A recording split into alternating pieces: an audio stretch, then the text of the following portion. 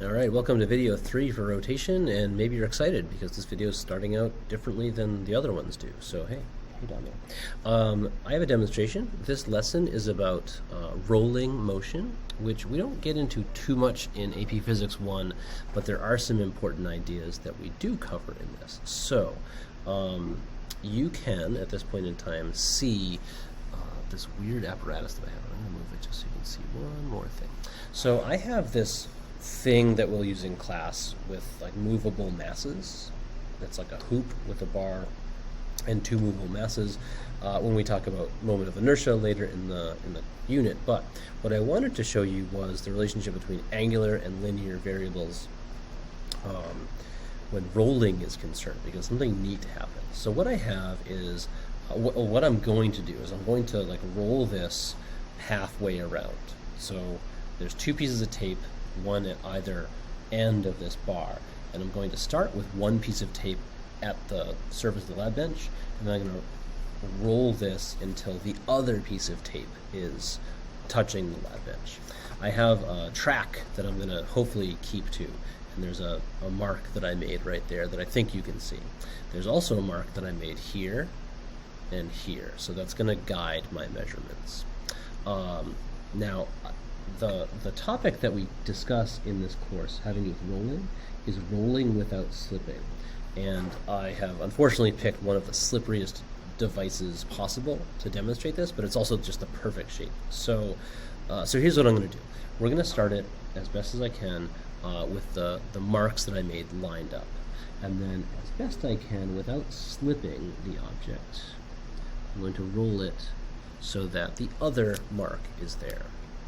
And I'm going to mark that. So I have like two black marks on this tape, and I'm not going to write it on here, but that is the displacement of the wheel contraption that I have. So right, if you look at this, the base of the wheel is even with this first black mark, and then when I roll it again, the base of this wheel is even.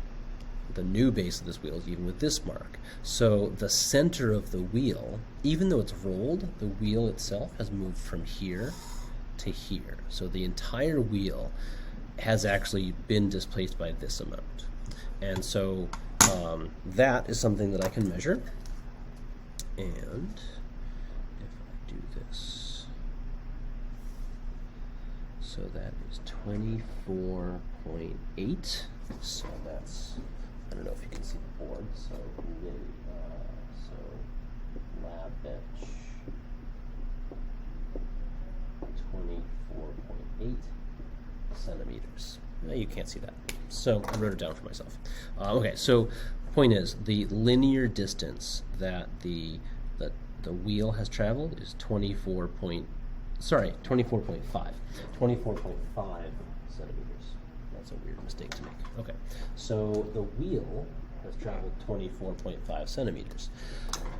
The wheel also rotated, and so the outside of the wheel rotated a certain angle, and also this point on the wheel traveled a certain arc length, and so I'm going to measure that right now, and if I can see if I can do this correctly.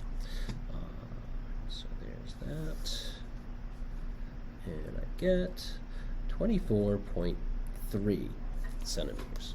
So there was some slipping. 24.3 centimeters. Okay, so what am I trying to prove here? Well, first of all, I just proved that this is hard to rotate without slipping. But what I'm trying to prove here is that the linear distance that the wheel moves from here to here is equal to the arc length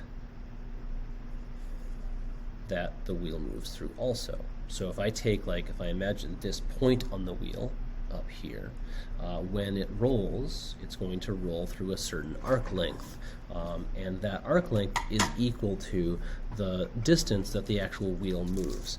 What's the importance of this? Well, you're about to see. The importance has to do with the fact that I just learned about the wheel tells me what the entire object could be doing. So if you take like a car is obviously something that moves in straight lines if the wheel is not being turned. Now the tires are also rotating. And what I wanted to convey to you is that it's possible to get information about what the car is doing based on just what the tires are doing. So here's a replica of that experiment. I take a wheel, I start with one point of the wheel on the ground, and I roll the wheel forward. So this wheel is going to be moving clockwise, and that's how it's going to get from here to here. So the wheel physically moves from here to here. If you look at the center of the wheel, it moves from above this point to above this point. So that's the linear distance that it moves. As the wheel moves, it's rotating, and so point A starts on the ground here. As it starts to roll, point B moves down, and point A moves up, and that wheel will rotate until point B now touches the ground.